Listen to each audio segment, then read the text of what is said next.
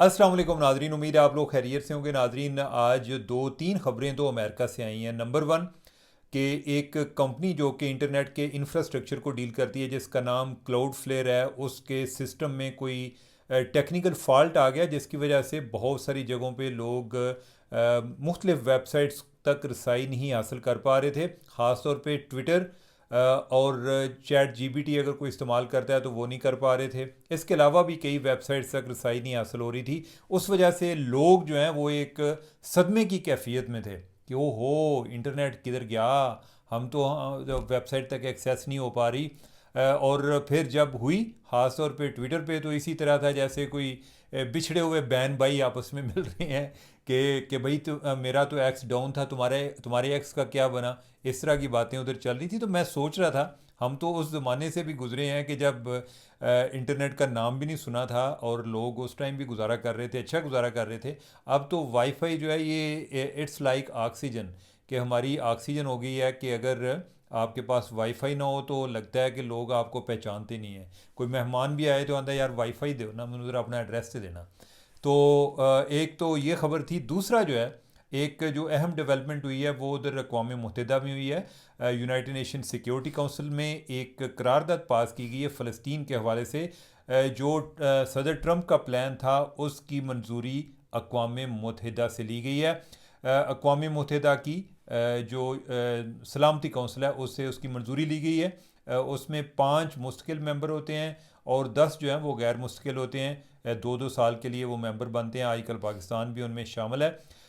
उनमें से 5 में से 3 ने करारदाद के हक़ में वोट दिया और 2 जो हैं उन्होंने एब्सटेन किया, यानी कि उन्होंने राय शुमारी में हिस्सा नहीं लिया। ये भी एक तरह की नीम रजामंदी होती है, ताकि आप रिकॉर्ड पर भी ले आएँ जी कि हम जो है इसका हिस्सा नहीं है। कंडम्न भी कर दिया, लेकिन आप कोई बाकायदा तौर पे अपोज़ नहीं करते। तो चाइना और रशिया ने उसमें वोटिंग में हिस्सा नहीं लिया। अब यह है कि उसकी अच्छाई या बुराई क्या है जो आज करारदाद उधर से मंजूर हुई। एक तो यह है कि ट्रंप का मंसूबा उसको अक़वाम मुत्तहिदा ने एंडोर्स किया। ऑब्वियसली जंग बंदी का मंसूबा है और किसी के पास को हल नहीं था, एक आइडियल सोल्यूशन नहीं है। जो लोग आइडियलिज़म की बात करते हैं, अगर उनके कोई अजीज़ और अक़रबा उधर कहीं मारे जा रहे हों तो मेरे ख्याल है कि शायद जो इधर बैठ के नखरे दिखा रहे होते हैं वो इस तरह की बातें ना करेंगे। अब यह है कि जो एक अच्छी चीज़ हुई वो ये है कि उस करारदाद में जो एक फ़लस्तीन को अलहदा रियासत के तौर पे और उसका जो हक़ खुद इरादियत है उसको तस्लीम किया गया। अब ये बात क्यों इम्पॉर्टेंट है? ये इसलिए इम्पॉर्टेंट है कि इसराइल, हम तो इसराइल की बात करते हैं ना, हम तो वन स्टेट सोल्यूशन की बात करते हैं ना, कि फ़लस्तीन जो है उधर सिर्फ फ़लस्तीन होना चाहिए, इसराइल नहीं होना चाहिए। जो इसराइल वाले हैं वो भी वन स्टेट सोल्यूशन की बात करते हैं, एक रियासत की बात करते हैं। वो कहते हैं इधर इसराइल होना चाहिए, फ़लस्तीनियों को नहीं होना चाहिए। अब यह है कि अब जिस तरह भी अच्छा या बुरा, जायज़ नाजायज़, उन्होंने अपने आप को तस्लीम कराया हुआ है, वो यूएन में भी हैं। और अभी जो फ़लस्तीन है इसका पूरा एक मेंबर का स्टेटस उधर यूएन में नहीं है, ज़रा अंदाज़ा लगा लें। इसराइल का है तो उसमें ये एक उसके रियासत के तौर पे तस्लीम करना, ये एक पॉजिटिव डेवलपमेंट है। इससे बहुत ज़्यादा फ़र्क नहीं पड़ जाएगा, लेकिन ये है, ये इससे ये नहीं है कि फ़लस्तीनियों को आज़ादी मिल जानी है बेचारों को, लेकिन एटलीस्ट ये है कि एक चीज़ जो है वो रिकॉर्ड पर आती रहनी चाहिए याद दहानी के लिए। हर रोज़ फ़लस्तीन के बारे में करारदादें उधर पास नहीं होती। तो ये एक वेलकम स्टेप था। पाकिस्तान जो है, पाकिस्तान ने कोई 2-3 तजावीज़ थी जिसमें उन्होंने कहा था कि एक तो जो है ना, एक जो रियासत है फ़लस्तीन रियासत को अगर आपने मान लिया है कि इनके उनको अलहदा रियासत के तौर पे मानते हैं, अब उनको एक इस तक इसको एक्चुअलाइज़ करने में कि वो किस तरह एक आज़ाद खुद मुख्तार रियासत बन सकते हैं, इसके बारे में क्लियर मैंडेट भी वाजे किया जाए इस करारदाद में, जो कि नहीं हुआ। दूसरा जो उन्होंने कहा कि जो आपने बोर्ड ऑफ पीस बनाया, अमन का बोर्ड बनाया, कि जो लोग इधर सारी अमन के मामलात को देखेंगे, इसकी भी वजाहत करें कि कौन लोग होंगे। वो जो है चीज़ अभी तक अबहम का शिकार है। और तीसरी चीज़ जो है, उन्होंने कहा कि जो स्टेबलाइजेशन फ़ोर्स है उसके बारे में भी बताएं कि जो उधर अमन फ़ौज आनी है वो किधर किधर से आएगी, कौन लोग होंगे, उनका मैंडेट क्या होगा। अच्छा, ये बात जो है ये भी अभी तक अबहम में है। लेकिन इसके बारे में जानना ज़रूरी क्यों है? वो ज़रूरी इसलिए है कि अभी जिस तरह ये करारदाद पास हुई है, हमास वाले जो हैं वो इस बात को मान नहीं रहे, यानी कि वो कह रहे हैं कि हम इस करारदाद को मुस्तरद करते हैं। दूसरा, जो उधर अमन फोर्स जाएगी, जो स्टेबलाइजेशन फोर्स जाएगी, ख्याल ये किया जा रहा है, कहा यह जा रहा है कि वो मुसलमान ममालिक से होगी। अब जो है उन्होंने अगर इलाके को खाली कराना है, उसको टेक ओवर करना है, तो इसराइल जो है, इसराइल को तो अमेरिका संभालेगा, या इन अदर सेंस आप करें कि अमेरिका के साथ इसराइल ने पहले एग्रीमेंट किया है, वो अभी तक वायलेशन कर रहे हैं, लेकिन उनको अगर किसी ने कंट्रोल करना है तो वो अमेरिका ने करना है। तो उनसे जो इसराइली अगर किसी जगह पे इलाके में काबिज हैं तो उनसे कंट्रोल जो है वो अमन फ़ौज ने लेना है।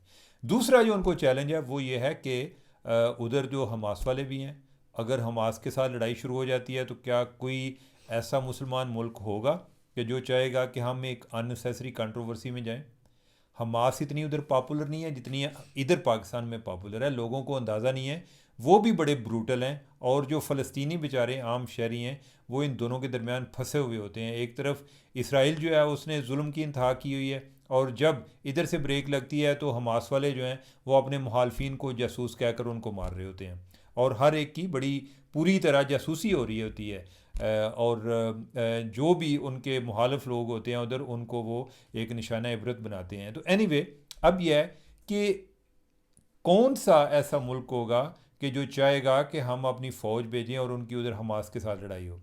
अब इस हवाले से जो पहले जो ख्याल किया जा रहा था कि आज़रबाईजान की फ़ौज आएगी, जो यूनाइटेड अरब एमिरेट्स की फ़ौज आएगी, उन्होंने फ़ौज कट्टा दसा होनी है लेकिन जो थोड़ी बहुत है वो आएगी, उन दोनों ने बाकायदा तौर पे खुलेआम वाशगाफ अल्फाज में इनकार कर दिया। उन्होंने कहा कि हमने अपनी फ़ौज नहीं भेजनी, और तहफ़्फ़ुज़ात इसी किस्म के हैं। तो पाकिस्तान का कहने का मतलब ये था कि ये चीज़ें वाज़ेह होनी चाहिए कि आगे कैसे मूव करेंगी।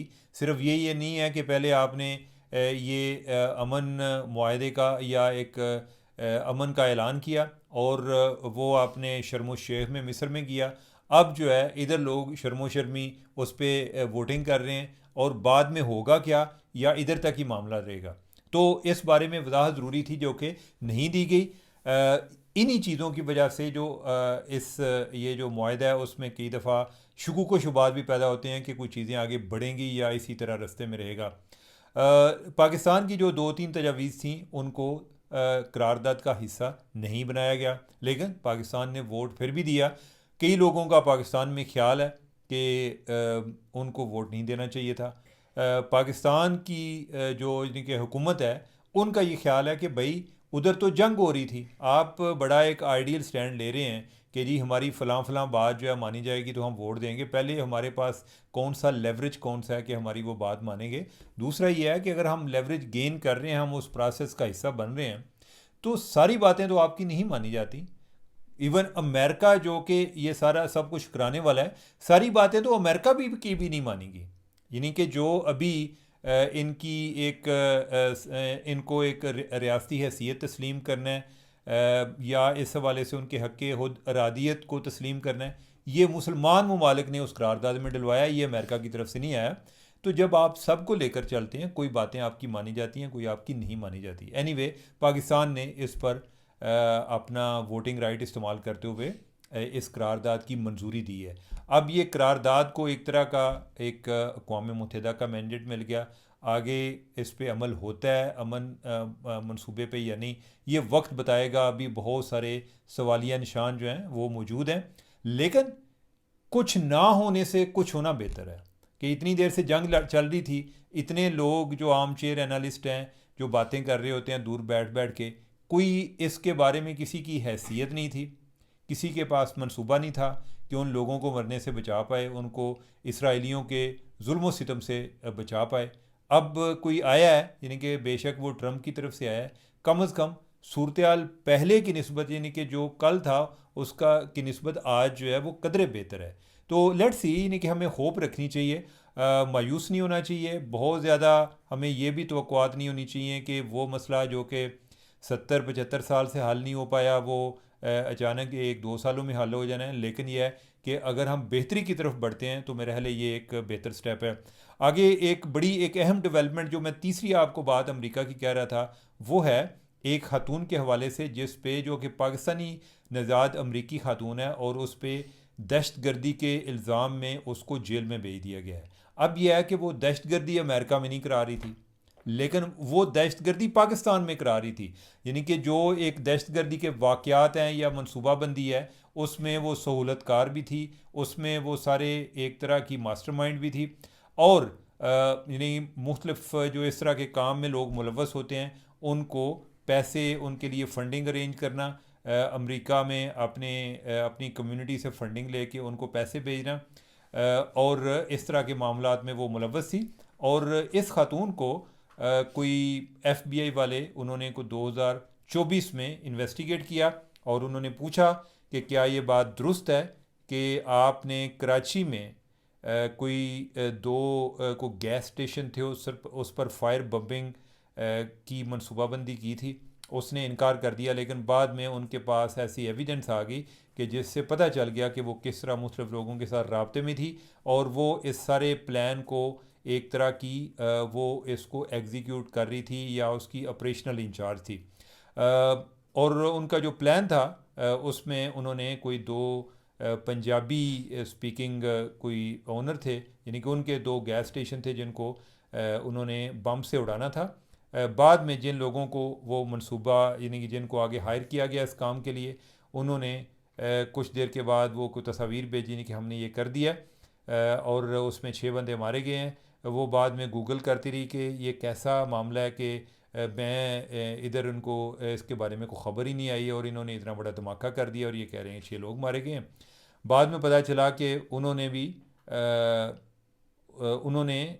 वो काम नहीं किया था, उन्होंने पैसे लिए और 9-2-11 हो गए। और उस सिलसिले में वो मुख्तलिफ लोगों से राब्ते में रही, तो इस लिहाज से वो प्लानिंग के अमल में इन्वॉल्व थी। और सिर्फ उसका यही अमल नहीं था, उस पर कोई 2021 में पहले जो काउंटर टेररिज्म डिपार्टमेंट है, उन्होंने जो MKM का जो एक टेररिज्म सेल था उसको हिस्सा करार दिया हुआ था कि किस तरह रॉ के साथ मिलके और जो बलोच एंटी पाकिस्तान नेशनलिस्ट हैं और सिंधी जो नेशनलिस्ट हैं उनके साथ मिलके किस तरह वो दहशतगर्दी के जो मुख्तलिफ एक रिंग बना हुआ था वो उसका हिस्सा थी। तो अब यह है कि उसको उधर गिरफ़्तार कर लिया गया, उसको सज़ा हो गई है। उनका नाम जो है वो काशाना हैदर है। उसका ताल्लुक़ जो है वो MKM अल्ताफ़ हुसैन के साथ था। अल्ताफ़ हुसैन की बड़ी वो जो यानी कि बड़ी फ़ैन थी, बड़ी उनके क्लोज़ थी, बड़ी उनके जो एक लायल लोग हैं उनमें शामिल थी। लेकिन यह है कि इस सारे अमल में कोई ऐसा सुराग नहीं मिला कि जिससे अल्ताफ़ हुसैन को डायरेक्टली उसके साथ लिंक किया जा सके। तो ये है उस लिहाज से एक बड़ी डेवलपमेंट थी। अब जो है यानी कि अपने जजेस की तरफ आ जाते हैं। कुछ इतलात ऐसी आ रही हैं कि कोई 4 जजेस जो हैं उन्होंने भी अपना बोरी बिस्तर गोल कर लिया और शायद वो आज़म सफ़र हुए हैं, वो हाई कोर्ट छोड़ना चाह रहे हैं। इसके बारे में कैसे पता चला, इसमें उन्होंने कुछ अपने जो अकाउंट्स डिपार्टमेंट है उधरों पूछा, काका ज़रा दसो कि अगर अज असी चले जाइए तो कितनी पेंशन मिल जाया करेगी, महीने के कितने पैसे आ जान करेंगे। तो इससे अंदाज़ा हुआ कि वो कोई इस अमल के बारे में सोच रहे हैं। और वैसे हैरानगी वाली बात है उनके अक्ल दानिश पर कि सब ने अलग-अलग पूछा है। भाई एक ही बंदा पूछ लेंदा कि वो पूछ कर तो बाकियों को बता देता है, या फिर ये है कि सब जो हैं अपना प्लान उन्होंने अलग अलग से बनाया हुआ है और वो चाह रहे थे कि एक दूसरे को भी पता ना चले। वो सारा प्लान का जो आगे अकाउंट सेक्शन को पता चल गया कि इस पर काम हो रहा है। खैर इस हवाले से आज अंसार भाई साहब ने रिपोर्ट की हुई थी कि ये जो मैंने बात आपको बताई है इस हवाले से अब जो है यानी कि हम ये बल्कि जो काशाना वाली ख़बर है यानी कि इस पे हमारे मुर्तज़ा अली शाह लंदन में उन्होंने रिपोर्ट की थी। बड़ी थ्रिलिंग किस्म की वो भी स्टोरी थी। अब एंड पर आते हैं और वो शाहज़ेब खानज़ादा वाला केस जिसका मैंने आपको बताया था कि उसके हवाले से एक बंदे का पता चल गया है। अब इस पर एक बहस ये भी है कि क्या जर्नलिस्ट उसको ये इम्यूनिटी हासिल है कि उसको कोई बंदा इस तरह से जाकर माइक लेकर उसको यरगमाल ना बनाए।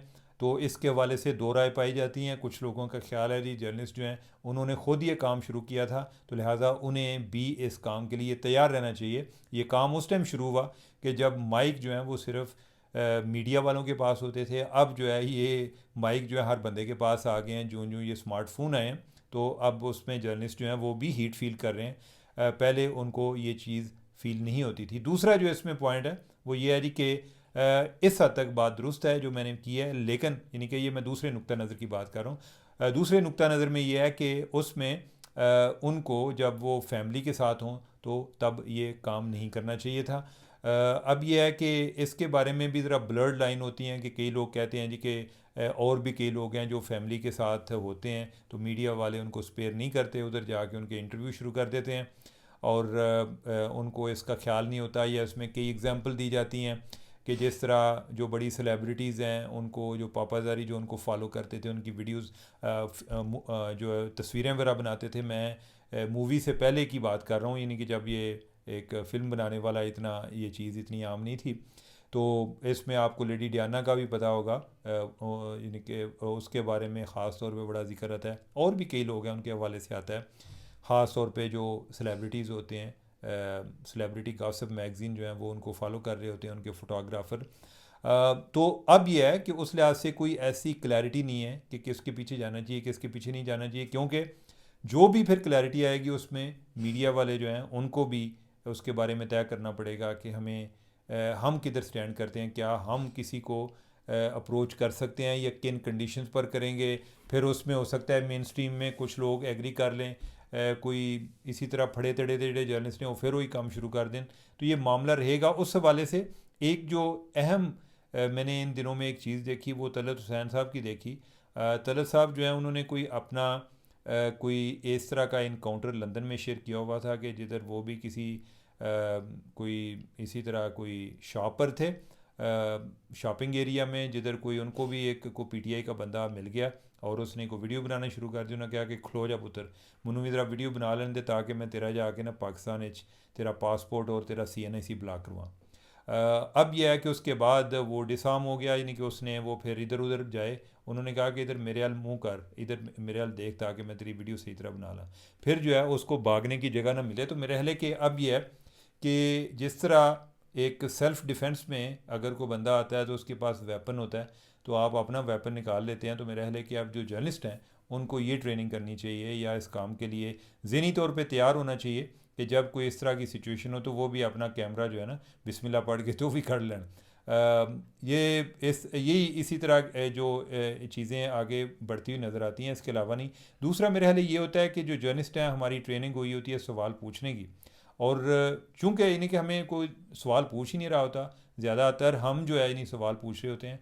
तो जब कोई हमें सवाल पूछा जाता है तो हम ज़रा थोड़ा सा एक अलर्ट भी होते हैं। तो मेरे ख्याल जो जो सिचुएशन चेंज हो रही है ओवरऑल मीडिया के लोग जो हैं वो भी अपने आप को उसके मुताबिक डालते जाएंगे। तो नाजरीन आज की इतनी गुफ्तगू, मुझे दें इजाज़त, अल्लाह हाफिज़।